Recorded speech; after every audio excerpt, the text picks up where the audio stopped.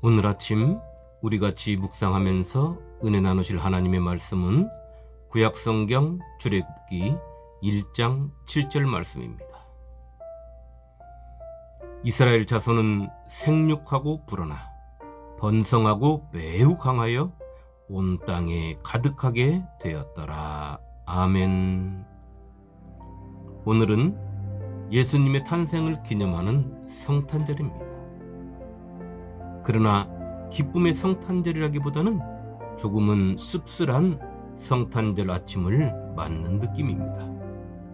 이 느낌은 저만의 느낌인가요? 어려서는 성탄절이 되기 전부터 거리에서는 크리스마스 트리가, 또 구세군의 자선 낭비의 종소리가, 거리에 내놓은 스피커에서는 캐롤송이 세상 모든 사람들에게 성탄절을 알렸고, 새벽이면 우리 주님의 태어나심을 알리는 찬양의 소리가 교회에서부터, 또 이 동네 저 동네에서, 그리고 각 가정의 대문 앞에서 울려 퍼졌었는데, 언제부턴가 이 아름다운 소리가 사람들의 귀에 소음이 되고 분쟁거리가 되더니 이제는 그 아름다운 소리를 길거리에서 듣지 못한 지가 언제인지 모를 정도가 되었습니다. 그리고는 교회 안에서 치러지는 연례 행사로 자리 잡은 것 같아서 참으로 마음이 아픕니다. 오늘 우리가 읽은 말씀 속에는 애굽 땅에서 이민족으로 살아가고 있는 이스라엘 백성들에게 하나님의 크신 은혜가 자리 잡고 있는 것을 그 단어 하나에 담겨진 의미를 통하여 우리에게 알려주고 있습니다. 야곱의 일족이 애굽으로 내려온 뒤에 세월의 흐름에 따라서 야곱을 시작으로 야곱의 모든 자녀들, 또 요셉이 애굽의 총리로 있었다는 것을 알고 있는 야곱의 자손들과 애굽의 모든 사람들이 죽었습니다. 그런데도 이스라엘 사람들은 애굽의 왕이 골머리를 아파할 정도로, 또 그의 근심거리 중에 하나가 될 정도로 인구가 많아진 것입니다. 그것은 하나님께서 아브라함과 이삭과 야곱에게 언약하신 대로 애굽 땅에서 큰 민족을 이루시겠다는 하나님의 언약을 그대로 시행하고 계셨음을 오늘 말씀의 의미를 통하여 우리는 알 수 있는 것입니다. 오늘 말씀은 첫 번째로 이스라엘 백성이 생육했다, 이렇게 기록하고 있습니다. 이 말씀의 뜻은 이스라엘 여인들이 하나님의 은혜로 아이를 잘 낳았다는 것입니다. 산모도 태어나는 아이도 건강하게 말입니다. 그 표현을 성경은 이렇게 기록하고 있습니다. 애굽 왕이 산파를 불러서 그들에게 이르되 너희가 어찌하여 이같이 남자 아기들을 살렸느냐. 산파가 바로에게 대답하되 히브리 여인은 애굽 여인과 같지 아니하고 건장하여 산파가 그들에게 이르기 전에 해산하였더이다 하매. 출애굽기 1장 18절로 19절 말씀입니다. 애굽 왕 바로가 히브리 산파들에게 명령하여 히브리 여인이 낳는 산의 아이를 모두 죽이라 했지만, 하나님의 은혜를 입은 산파들이 자신들의 생명을 걸고 애굽 왕 바로의 명령을 어기며 아이들을 살리는 데 동참했지만, 산파들의 말대로 히브리 여인들은 사내처럼 건장한 체력을 하나님께서 주심으로 건강한 아이들을 낳을 수 있었던 것입니다. 두 번째로 이스라엘 백성들은 불어나서 번성하고 매우 강했다는 것입니다. 이 말씀의 뜻은 이스라엘 백성들의 수가 불어나는 것이 곱하기 하듯이 사람들의 눈에 보여서 그들 스스로가 놀라울 정도라는 것입니다. 사람의 숫자가 불어나고 매우 빠른 속도로 증가했다는 것을 말하고 있는 것입니다. 또한 건강한 남자의 수가 많아지니 그들은 누가 보더라도 강하게 보였을 것입니다. 그렇기에 애굽 왕 바로는 만약에 다른 나라가 애굽을 쳐들어왔을 때 이스라엘 백성들이 자신들의 편이 아닌 상대방과 한편이 된다면 자신들이 엄청난 타격을 받으리라 생각하고 이스라엘 백성들의 수를 줄이기 위해서 그들에게 힘든 노역도 시키고 또 사내 아이가 태어나면 죽이라는 어이없는 명령을 내린 것입니다. 성도 여러분, 생각해 보십시오. 자신들의 땅에 살고 있는 자신들의 지배를 받는 이민족의 숫자가 늘어나는 것은 그들에게는 그만큼 노동력도 많아지고 어디든지 자신들이 필요한 곳에 쓸 수 있기 때문에 한 명이라도 더 낳을 수 있으면 더 낳게 하는 것이 애굽에게 이로운 것이 아니겠습니까? 그들도 그런 사실을 잘 알고 있습니다. 그럼에도 불구하고 애굽 왕이 이런 명령을 내려야 했던 것은 이스라엘 백성의 수가 얼만큼 빠른 속도로 또 그것을 지켜보는 애굽 사람들에게 얼마만큼의 공포심을 주었는가를 우리가 짐작할 수 있는 것입니다.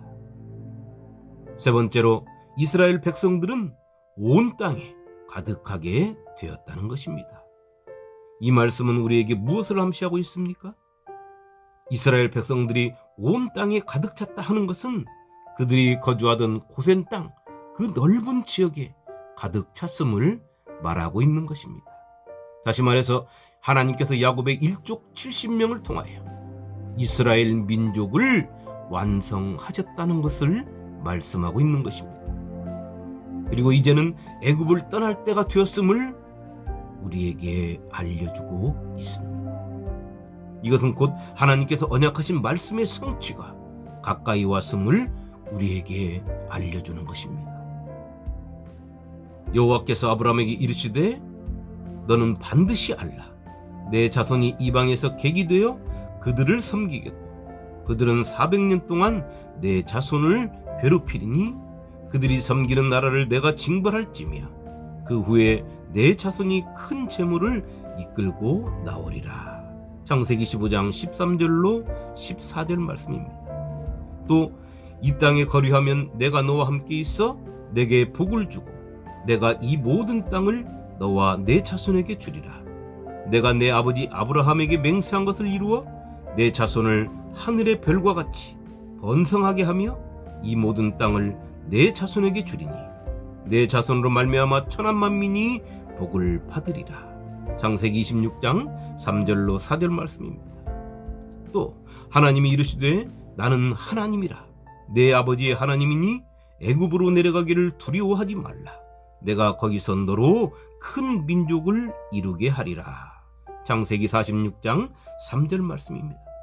이 말씀들은 하나님께서 아브라함과 이삭과 야곱에게 언약하신 말씀입니다. 그 말씀의 성취를 오늘 우리는 듣고 보고 있는 것입니다. 성도 여러분, 우리 주님의 이 땅에 오심도 하나님의 언약의 말씀을 따라서 이 땅에 오신 것입니다. 사람들이 하나님의 은혜를 깨닫고 감사로 이 땅을 살아가든 아니면 자신의 형편과 처지를 불평하고 원망하며 살아가든 하나님께서는 당신의 언약의 말씀을 성취하시는 것입니다. 이스라엘 백성들이 자신들의 숫자가 늘어남을 통하여 자신들 속에 역사하시는 하나님을 발견하고 믿음의 삶을 살아갔다면 그들은 모세를 민족의 지도자로 내세워 출애굽할 때 겪어야 했던 고통도 출애굽하여 홍해 바다 앞에 이르렀을 때도 물이 없어 목이 마를 때도 광야를 걸을 때도 그들은 온전한 믿음으로 묵묵히 하나님을 믿고 출애굽의 감사함으로 항상 찬송하고 찬양하며 하나님을 경배하는 시간 속에서 하나님께서 언약하신 젖과 꿀이 흐르는 가나안 땅을 향하여 걸어갔을 것입니다. 그러나 그들은 그렇지 못했습니다. 사사건건 모세와 아론을 원망했으며 사사건건 하나님을 원망하고 틈만 나면 하나님과 반대되는 길에 서 있었던 것입니다. 그것은 그들이 왜 애굽 땅에 있는지를, 애굽 땅에서의 삶이 자신들에게 어떤 의미가 되는지를, 그리고 하나님께서 자신들을 애굽 땅에서 왜 살게 하셨는지를, 자신들의 수가 왜 그렇게 빨리 증가되며 애굽 사람들이 자신들을 두렵게 여기는지를 이들은 알려고도 하지 않았고 하나님의 뜻이 무엇인지도 몰랐던 것입니다. 그저 애굽 땅에서 사는 자신들의 삶이 그들에게는 힘들었을 뿐입니다. 자신들의 삶이 하나님의 어떤 사명을 이루는지도 모르면서 그들은 그렇게 산 것입니다. 힘들면 그저 힘들다고 원망하면서 말입니다. 성도 여러분, 2000년 전 이스라엘 땅에서 로마 제국의 노예로 살고 있는 이스라엘 백성들도 똑같았습니다. 그들은 알고 있었습니다. 메시아가 그들의 땅에 오신다는 것을. 그러나 그들의 마음은 애굽 땅에 살던 자신들의 조상과 하나도 다르지 않았습니다.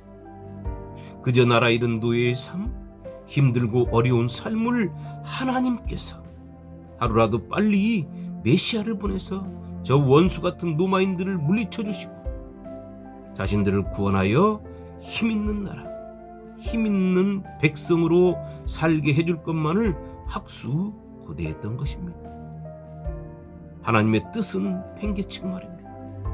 그렇게 그들은 고난의 메시아, 희생 제물의 메시아, 화목 제물의 메시아를 자신들의 메시아로 인정할 수가 없었던 것입니다. 오늘 우리는 어떻습니까? 우리는 복음을 듣고 예수 그리스도를 영접하여 이 시대를 복음의 삶을 살아가고 있고 예수의 증인으로 살고 있는 복된 성도라는 소리를 듣는 거룩한 자들입니다. 그런 우리의 삶은 이 세상에서 어떠한 삶을 살고 있습니까? 어떠한 의미를 부여하고 살고 있습니까? 어떠한 사명을 맡아서 살고 있습니까? 나에게 주신 하나님의 사명은 무엇입니까? 애굽 땅에 살던 이스라엘 백성처럼 2000년 전 이스라엘 땅에 살던 이스라엘 백성들처럼 오늘 나의 삶의 모습이 그 모습 아닙니까? 아니면 진정으로 구원받은 자로서의 삶을 살아내고 있습니까? 성도 여러분, 우리 주님 오신 지가 2000년의 세월이 흘렀습니다. 예수 그리스도를 주님으로 믿는 우리의 머리 숫자를 보십시오. 오늘 말씀이 우리에게 그대로 적용되고 있는 것 같지 않습니까?